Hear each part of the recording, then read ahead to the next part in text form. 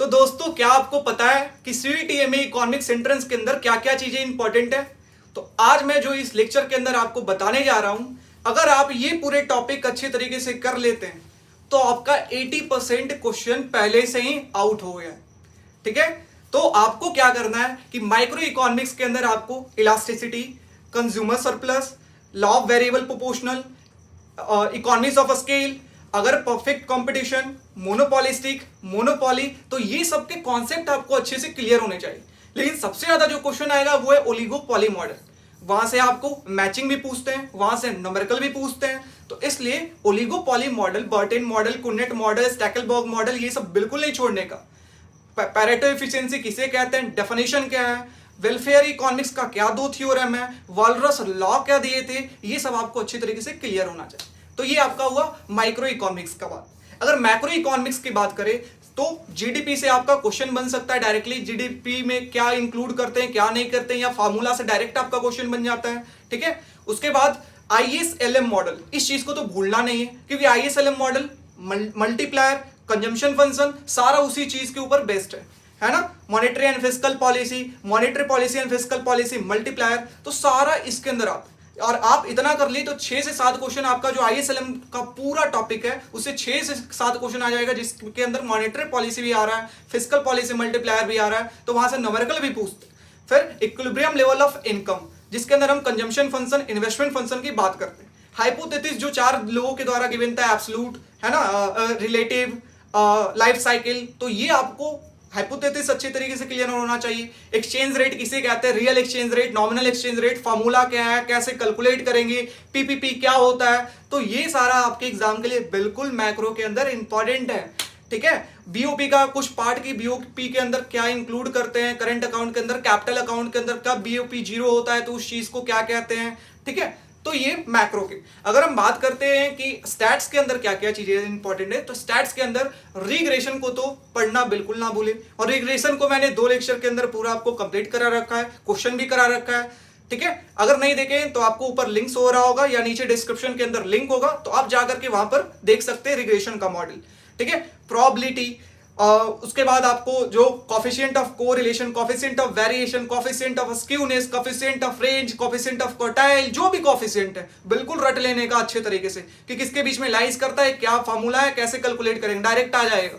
ठीक है, उसके बाद बात करते हैं कि हमारा इसके अंदर और mean mode, median, like positive skewness किसे कहते हैं, नेगेटिव स्क्यूनेस कब होगा, नॉर्मल डिस्ट्रीब्यूशन हमारा क्या है, तो ये सब का कॉन्सेप्ट बिल्कुल भी नहीं छोड़ने का। ठीक है, अगर मैथ्स की बात करते हैं तो मैथ्स के अंदर हमारा सबसे ज्यादा इंपॉर्टेंट जो टॉपिक आ जाता है वो आ जाता है function in 1 variable and 2 variable.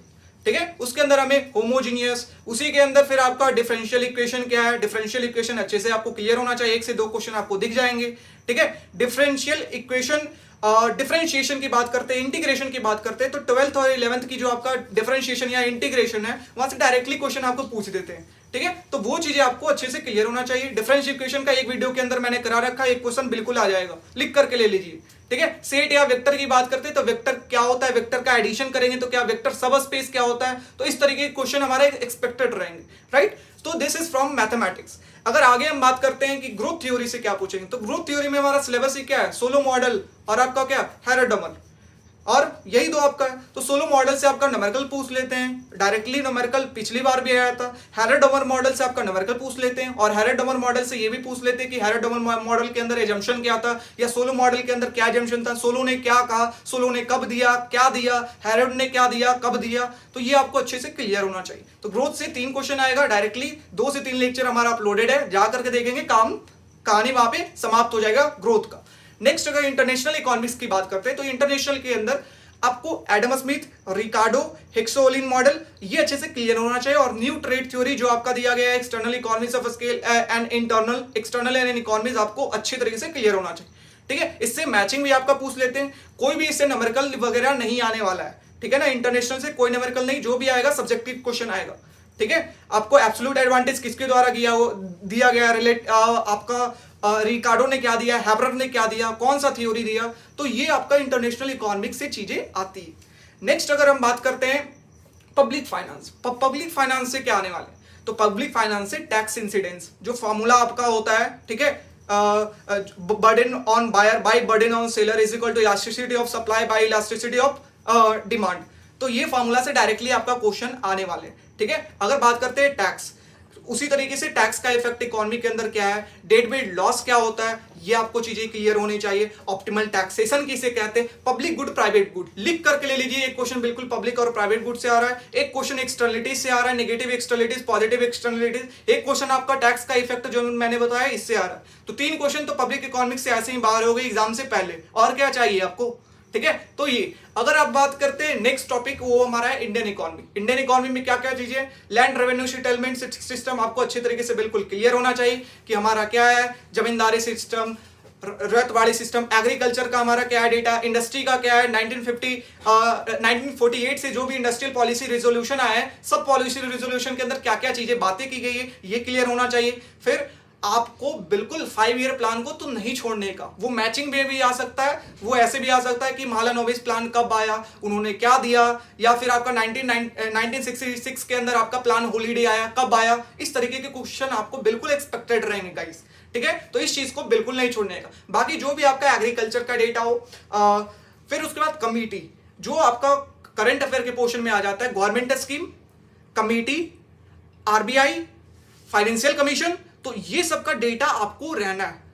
खास करके ये इलेक्शन ईयर है, तो मोदी सरकार अपना दिखाएगी कि जो भी उनका लाइक जनधन योजना हो, चाहे वो उनका आत्मनिर्भर योजना हो, चाहे स्वच्छ भारत अभियान हो, तो ये सब अच्छे तरीके से पता होना चाहिए कि कब आया। आपको मैचिंग क्रोनोलॉजिकल ऑर्डर बना करके बहुत पूछे हैं पिछली बार, तो इसलिए भी रेडी रहना है। साथ ही साथ जो भी वर्ल्ड के अंदर इवेंट हुआ है, लाइक आपका W2 कब बना, लाइक आपका कब हमारा डिप्रेशन आया, कब हमारा जो है वो वार हुआ यूक्रेन का, तो ये क्रोनोलॉजिकल ऑर्डर के अंदर बिल्कुल आपसे क्वेश्चन पूछते हैं। तो इसलिए ये आपका पूरा एनालिसिस हुआ जो मैं पेपर क्या किया हूं। आप अगर इतना काम कर लेते हैं तो CUET के लिए 80% आपको क्वेश्चन पहले से पता है। Got it. तो चलिए, अगर ये वीडियो आपको अच्छा लगा हो तो हमारे चैनल को जरूर लाइक करना, सब्सक्राइब करना और शेयर करना बिल्कुल ना भूलिए। और best of luck everyone for your examination. 12 तारीख को एग्जाम है, हम आशा करते हैं सभी कोई का अच्छा एग्जाम जाएगा, अच्छे मार्क्स करेंगे, अच्छे यूनिवर्सिटीज मिलेंगे और साथ साथ हमें ढेर सारा प्यार देंगे। धन्यवाद दोस्तों।